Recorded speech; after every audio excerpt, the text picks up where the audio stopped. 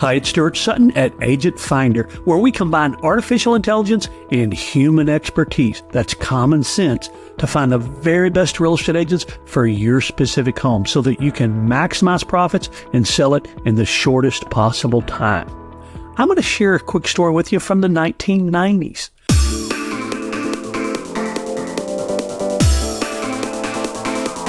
I was a real estate agent at the time, have been most of my career. And a friend of mine in the office wanted to introduce me to a buddy. So we sat down and visited for a little bit. I found out when I asked him that he did, according to him, nothing. Now, if you've ever seen the movie about a boy, telling someone you don't do anything is not something that goes over very well, as Hugh Grant found out. Yeah.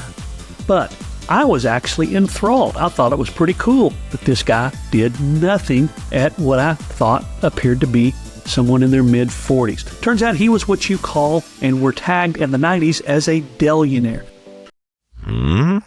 Someone who had gone to work for Dell, gotten a lot of stock options, and then rode those stock options up as the value increased and increased. Now, Dell had a little bit of a wave of dips and increases and dips and increases, and it had just dipped, Dell stock had. But he thought this was just the right time. He had plenty of options. The value that he needed to retire was still there, so he sold all of his Dell stock, bought a very nice place and a second home, and don't know if he's working now, but he wasn't then. And it reminded me of a friend of mine who did something similar, only he did the opposite. When the market dipped, he was insistent that it would go back up to where it was. Well, it didn't. It didn't for quite some time, and he never was able to sell his stock and retire. Two different stories with similar opportunities. So why am I telling you about Dellionaires in the 1990s when we're talking about real estate? Well, I'll share that with you right now.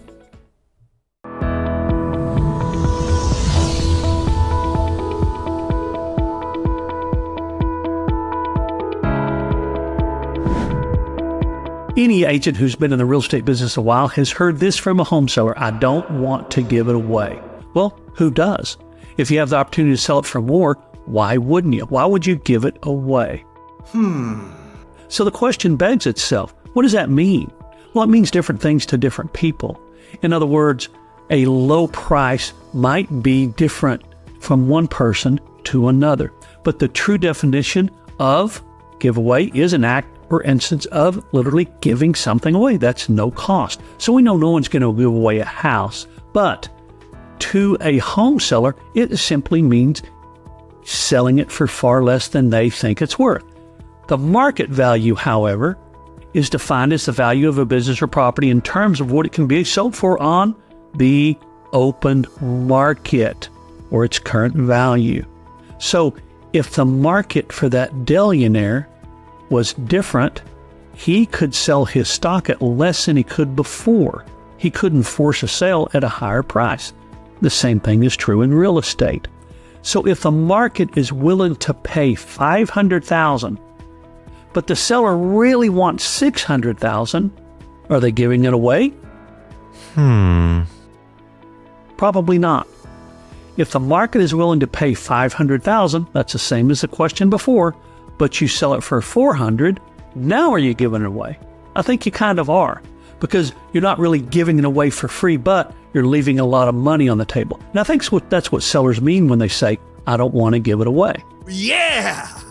But if the market value is $500,000, if you think it's worth more but the market doesn't, you're probably not giving it away when the market will pay you a certain amount. I hope that makes sense. I'm going to give you a quick scenario of a market situation. Let me do this verbally, and you can also look at the slide.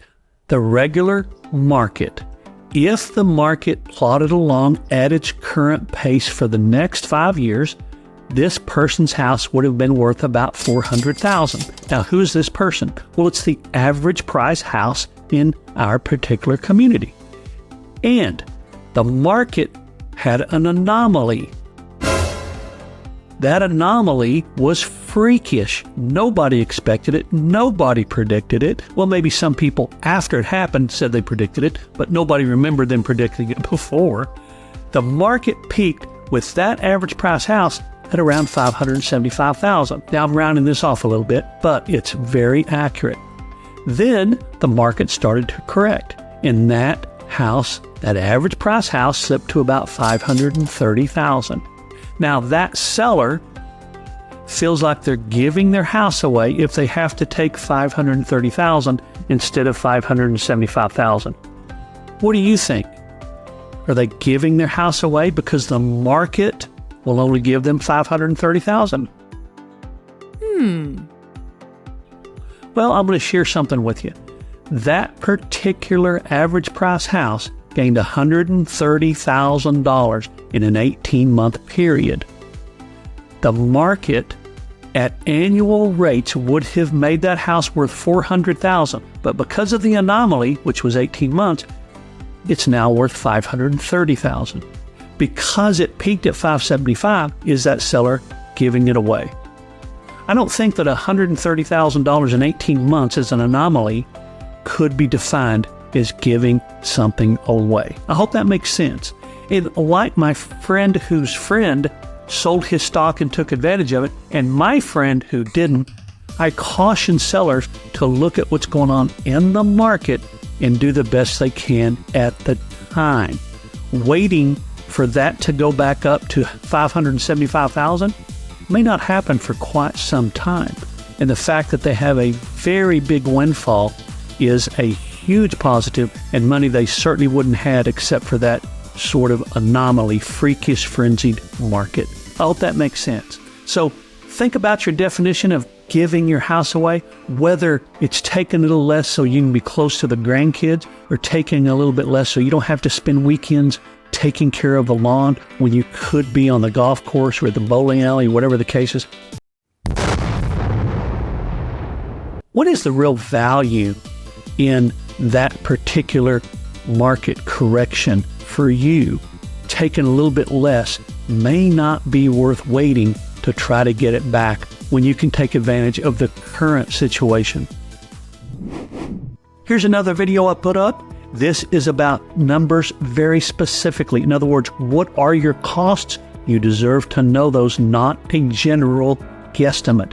Here is a video that should be of help to you. Remember, it's your choice. Make it a powerful day. Subscribe if you like what you're seeing. Hope to see you on the next video.